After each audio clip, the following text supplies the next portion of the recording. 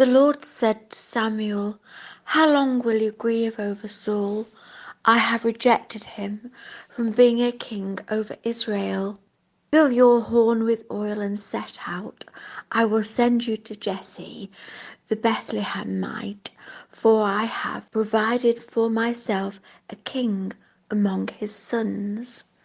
Jesse made 7 of his sons pass before Samuel, and Samuel said to Jesse, "The Lord has not chosen any of these." Samuel said to Jesse, "All of your sons are here." And he said, "There remains yet the youngest, but he is keeping the sheep." And Samuel said to Jesse, "Send and bring him, for we will not sit down until he comes here." He sent and brought him in. Now he was ruddy and had beautiful eyes and was handsome. The Lord said, "Rise and anoint him, for this is the one." Then Samuel took the horn of oil and anointed him in the presence of his brothers, and the Spirit of the Lord came mightily upon David from that day forward.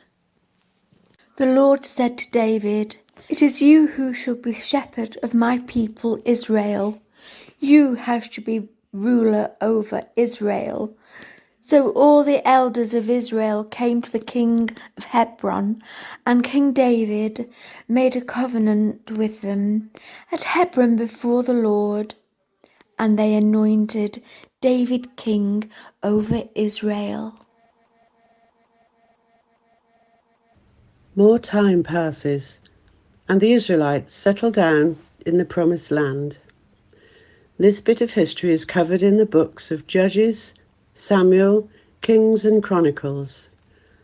Eventually, the people ask God to choose a king for them, someone to lead the country and organize an army to defend them.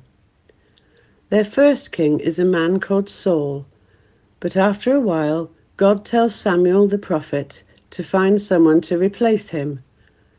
God has a particular person in mind, but not the sort you'd imagine.